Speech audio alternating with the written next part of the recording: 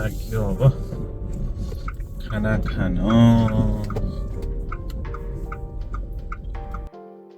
चढ्दैछौँ ठ्याक्कै बढ्दै गरेको महेन्द्र हाइवे थोरै बाटो धुलाबारी चोकबाट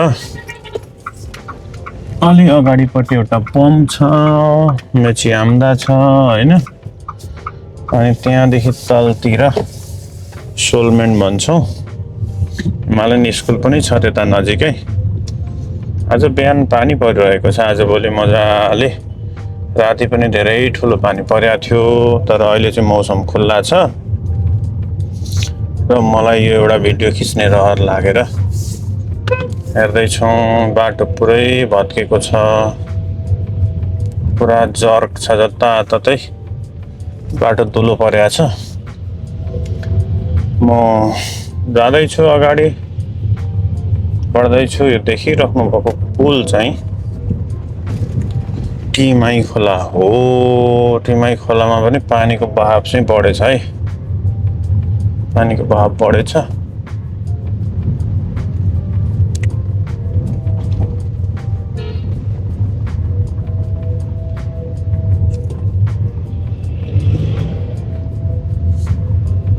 बाटो बढ्दै गर्दाखेरि सानसाना धुलाहरू यति धेरै परेको छ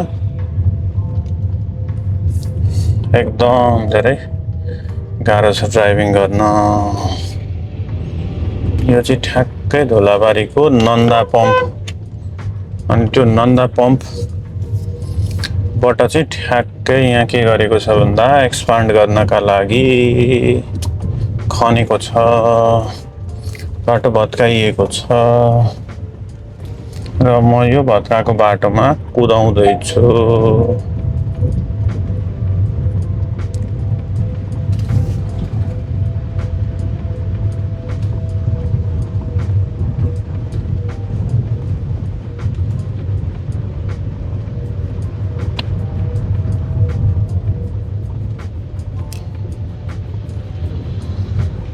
बाटो बढ्दा त साह्रै राम्रो तर निर्माण कार्य एकदमै स्लो गतिमा एकदमै धीमा गतिमा भइरहेको छ एकदमै गाह्रो भइरहेको छ हामीलाई यात्रा एकदमै असहज छ यात्रा एकदमै असहज छ दुई पाङ्ग्रे चार पाङ्ग्रे साह्रै असुरक्षित छ कतिखेर कसले हिलो छ्यापिदिने कतिखेर कसले के गरिदिने भन्ने पिरमा हामी धेरै छौँ बाटो कसैका लागि पनि अहिले यो बर्खा चाहिँ सुरक्षित छैन सहज छैन एकदमै छिटो एक्सपान्ड भए चाहिँ हामी सबलाई सहज हुने थियो कता कता त बन्दैछ कता कता बनिसकेको छ कता कता बन्ने क्रममा छ तर गति चाहिँ अत्याधिक स्लो छ जसले गर्दा यात्रा गर्न एकदमै कठिनाइ भइरहेको छ सबैलाई आशा छ छिटो बनेदेखि राम्रो हुन्थ्यो हामीलाई पनि सहज हुन्थ्यो भन्ने नि हो ठ्याक्कै हामी सोलमेन्टदेखि चाहिँ अब उत्तर लाग्यौँ म घरतिर जाँदैछु यस्तै छ ल अब भित्री बाटो आइयो यो भनेको चाहिँ आरती मोटर ड्राइभिङ सेन्टरतिर जाने बाटो हो र हामी अगाडि बढ्दैछौँ ठ्याक्कै आरती मोटर ड्राइभिङ आयौँ अब यहाँबाट बढेर हामी सिद्धार्थ टोलमा पस्यौँ हाम्रो सिद्धार्थ टोल हो गाउँघर चाहिँ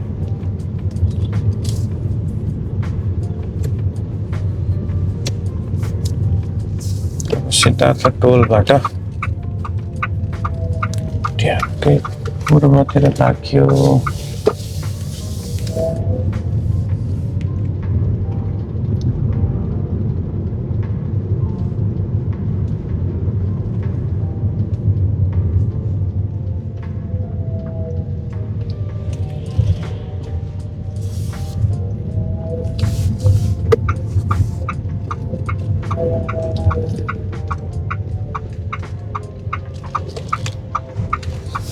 चोकहरू छन् ठ्याक्कै यो चाहिँ सिद्धार्थ चोक। अब घर पनि आइपुग्यो खाना खान। अब यहाँबाट खाना खाएर केटाकेटीलाई लानु छ स्कुल होराइजन अनि फेरि काममा पुग्नु छ।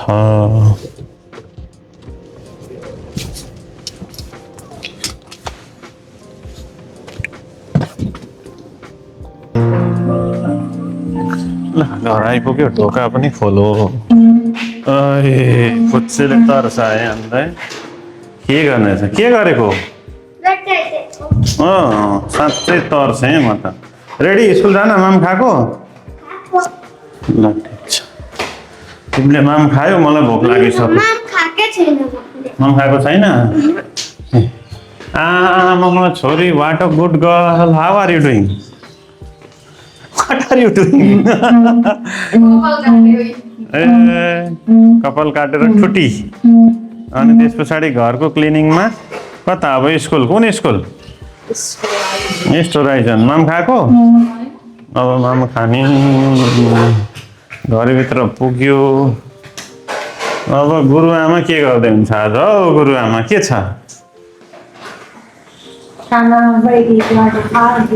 हो ल गुरुआमाको हातको मिठो खाना पनि खान पाइने भयो। यो के हो ल? यानि गेस ठ्याक्कै हेर्दा खसीको मासु भन्नुहुन्छ ल। म परे भेजिटेरियन यानि कि यो कटर कटरमा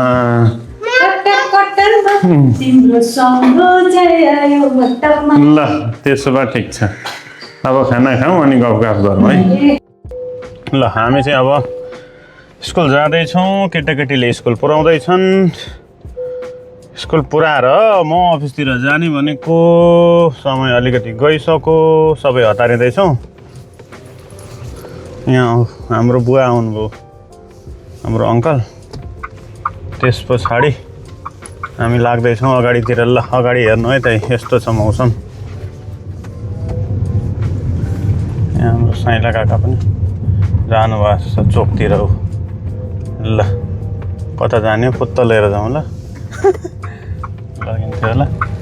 ल हामी जाँदैछौँ इस्ट होराइजन। अबको डेस्टिनेसन इस्ट होराइजन। होराइजन जाँदाखेरि हामी यतापट्टिको बाटो लिएर जान्छौँ। यो बाटोले हामीलाई पक्कै पुऱ्याउँछ भन्ने आशावादी छौँ। यस पछाडि हामी होराइजन पुगेर अनि त्यहाँबाट केटाकेटीलाई छोडेर म अफिसतिर लाग्छु।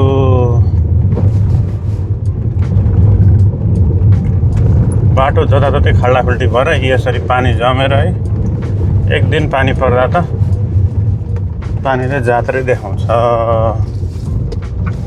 यहाँ आयो एउटा साँगुरो बाटो।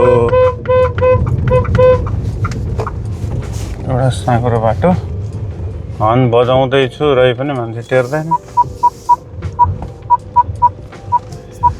यस्तो छ हर्न बजाउँदा पनि बिचबाट बिन्दास आइरहेछन् मान्छे। मान्छे गजब छ क्या। मान्छेको स्वभाव गजब छ। ओइ खाल्डो परेछ त। जताततै बाटो त खनेकै छ। जुनै बाटो आए पनि सजिलो छैन हिँडाउन। पोखरी आयो। Non predictable road.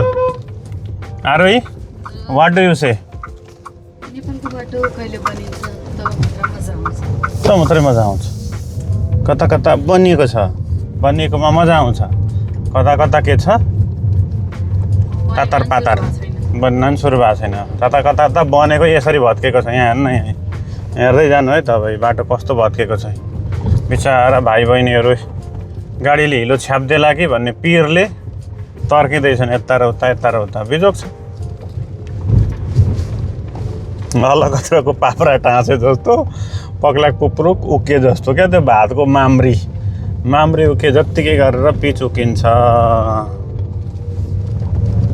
ल यस्तै छ। अब हामी आइपुग्यौँ नन्दा पम्प भित्री बाटोबाट। अब यस पछाडि हामी पुग्छौँ होराइजन इस्ट होराइजन। केटाकेटीहरू जान्छन् स्कुल बस बाटोमा रोकिरहेको रहेछ किन? अब यो बाटो पनि साँगुरो छ।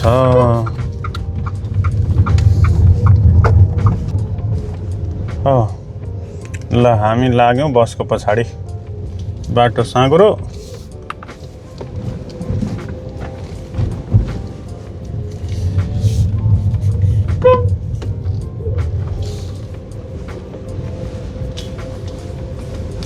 यो चाहिँ टिमाई भ्याली भन्छौँ हामी टिमाई खोलाको किनारै किनार हामी अगाडि लाग्दैछौँ है त बम्पर धेरै छ बाटोमा ठिकै पनि हो किनभने बाटोमै घर छ हेर्नु न यहाँ यस्तो घरबाट ठ्याक्कै निक्लिँदैखेरि के छ बाटो छ यस्तोमा त धेरै नै असुरक्षित हुन्छन् बच्चाहरू विशेष गरेर त्यही भएर यो बम्पर आवश्यक हो ल फाइनल्ली हामी स्कुल छेउ पनि आइपुग्यौँ केटाकेटीलाई छोड्न आएको म स्कुल छेउ आइपुग्यौँ त्यस पछाडि नानीहरूलाई छोड्छौँ मौसम त आज खुलेको छ हौ यहाँ त मौसम एकदम खुलेको छ राति चाहिँ विशाल पानी परेको हो ल यताबाट ओर्लिनु नानी म यतैबाट घुमाउँछु सो हामी आइपुग्यौँ स्कुल गेट ल केटाकेटीलाई स्कुल छोड्यो अब स्कुल पुग्छन् अनि त्यस पछाडि म पनि जान्छु ल हामी अब लाग्यौँ कम्प्लेक्सतर्फ अफिसतर्फ घाम मजाको लागिदियो अहिले चाहिँ प्रचण्ड गर्मी भने जस्तो भयो हामीलाई अब लाग्ने भयो घाम यस्तै छ रमाइलो छ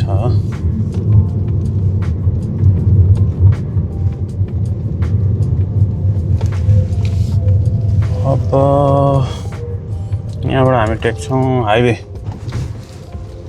यो भित्री बाटोबाट त्यस पछाडि आउँछ एउटा पुल टिमाई पुल बाटो यस्तो छ गाडी आयो साइड दिन च्यालेन्ज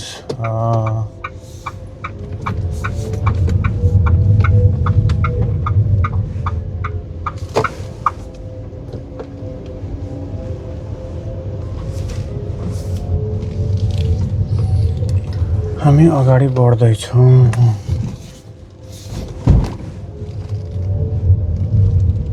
बाटो अत्याधिक साँघुरो छ र बम्परै बम्पर छ यस पछाडि हामी जाँदैछौँ ढ्याक्कसँगले हाइवे त्यो पनि बन्दै गरेको हाइवे इस कत्रो ठुलो आवाज आयो ल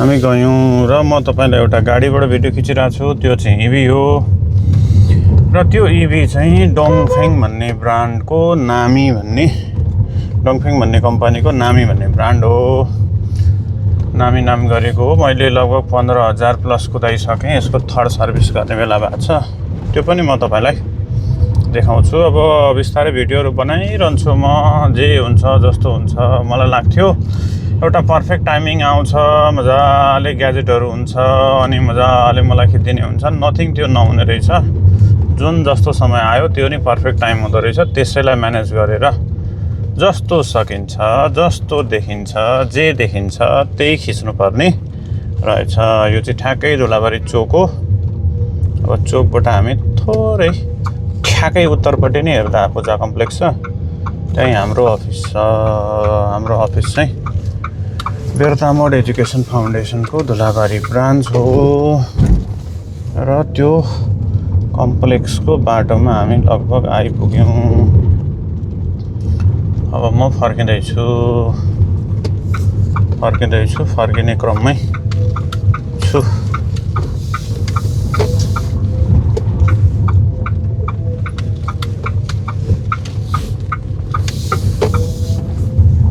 फाइनल्ली हामी देख्नुभएको राइट ठाउँको देखिरहेको चाहिँ यो कम्प्लेक्स चाहिँ हो र म यसलाई गाडीलाई पार्क गर्छु यहाँ पार्क गरेर हामी अफिसतिर जान्छौँ